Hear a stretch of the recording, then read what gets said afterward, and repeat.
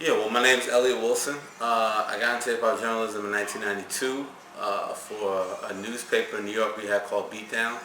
I had met a brother named Haji Akibade, and he had a partner named Sasha Jenkins, and they had created this America's first hip-hop newspaper.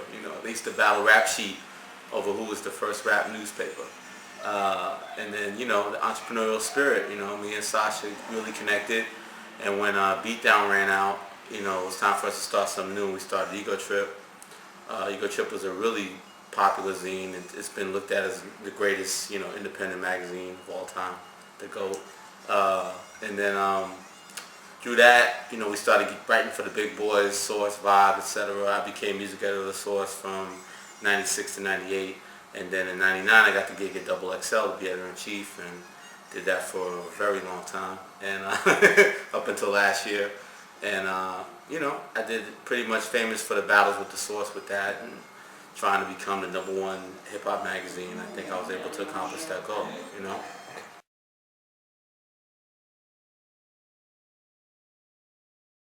Wow, I mean, that's the game now. I think that in some ways some of my work's probably been a little bit of an influence with the editorials and stuff like that, but I tip my hat. That's what the new generation is. A lot of the cats that are doing it right now, if I came up in this generation, instead of doing independent magazines like I did with Ego Trip and with Beatdown, I probably would have a blog. I probably would have a site. So, you have to take heed that people really want good aggregators. People want guides to what's important in the culture. There's just so much material, so much news, and so much access, and so much rumors and innuendo. You want somebody to make sense of it. So that's where the bloggers come in, and they sort of now become the voice of the culture in a lot of ways. So it's become very powerful.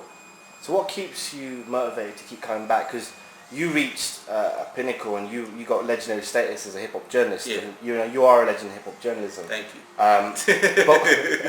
But what keeps you? Because in hip hop, you can say I'm legendary, but there's a difference between being Rakim and the difference between Jay-Z.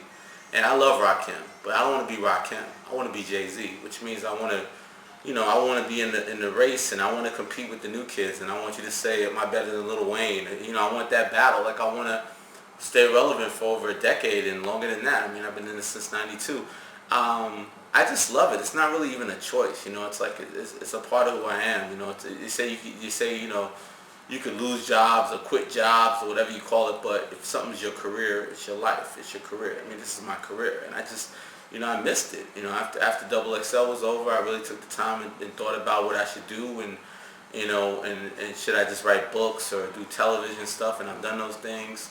But I missed the day-to-day grind of it, and I think that the website thing, doing Rap Radar, the site I'm going to create, seems like the most logical thing for me, because I missed the day-to-day grind of it, even the minutia of the whole shit, like what's going to happen with Rick Ross and 50 Cent. Like, I give a fuck. I don't know why I give a fuck, but I still give a fuck, and I'm 38 years old, so it's you young kids' worst nightmare. Nah, I don't know. I'm just here to have fun, man. When I feel like I'm the old guy and I'm lame, then I guess I'll hang it up. But I don't feel like I'm the old guy and I'm lame yet, so I'm going to still do it. And as Jay said, 30's the new 20, right? Well, I don't believe in that. That wasn't a hot album, but, the stuff he's doing now is a little bit better. Yeah. So tell us, you mentioned Rap Radar. Tell us about that and what you hope to achieve with that. Yeah, Rap Radar is a site that I'm going to create. March 9th, looking like the date we're going to launch. I'm partners with Paul Rosenberg. Obviously, he's Eminem's manager. He's big money. He's got a lot more money than me. I'm doing pretty good. He's doing great. So yeah, he just approached me about doing it. I had a couple different offers on the table, different things, and it seemed to make the most sense. It's a business partnership. Paul's funding it, but I have creative freedom to do what I want. He wants me to be Crazy YN because it's going to make him money. How much more money could he make in the music business? So, I'm here to brand myself a little bit and document the culture in real time, and aggregate with a little bit of attitude, and also create some original content. If I see something's missing and in the storyline, then I'm going to go for that and try to get that interview first, and hopefully raise the bar a little bit and shake things up a little bit in the status quo. I'm not coming for nobody. I'm not like, your site sucks and I'm going to shut you down. Like, that's corny, because the internet is built on community, and it's built on us linking to each other and building an audience, and it's really communal. It isn't like the magazine game. So I have a lot of great relationships with cats in the new generation and their sites, and I hope that they embrace me, and you know, I'm able to prove that I can carve my own lane in the situation. I'm not here to try to take anybody out. I'm just here to prove who I am, carve out my own lane, and make sure Rap Radar does its job of documenting, you know, hip hop culture at a high level. So now you mentioned the YN thing.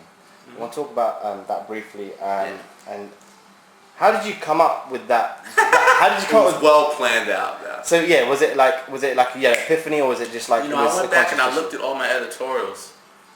That's how empty my life is. One day I just started to go back and read every editorial I ever wrote. And besides being astounded by how ridiculous and outrageous I was, I started to notice, I guess I started saying, I'm a yellow Negro, a yellow N-word, and then I just started shortening it to YN. And then I don't remember the turning point where people really just started calling me that, or when it really became its own thing. I mean, part of it, I think, started and began with XXL because there was a lot of talk about, you know, black-owned magazines, and were you legitimate if it was run by a white man or run by a corporation. So I was very defensive in the late 90s going into the early 2000s about that. And I was like, look, I'm black as everybody, but, you know, I'm mixed, and I'm proud of my heritage, and my dad's black and my mom is Ecuadorian Greek, but I'm no less authentic or black or real or, you know, than anybody else. And so I was like, I'm a yellow nigga, like, blah, blah, like just fooling around. And then I guess it then YN, and then I would do little raps and put words in, and then I just kept then referring myself to YN a lot more. But it definitely wasn't planned out. It definitely wasn't a thing where I'm going to call myself YN. And, you know, it took me not being a XXL to really recognize that I was personally branding myself, Elliott Wilson, as this YN thing.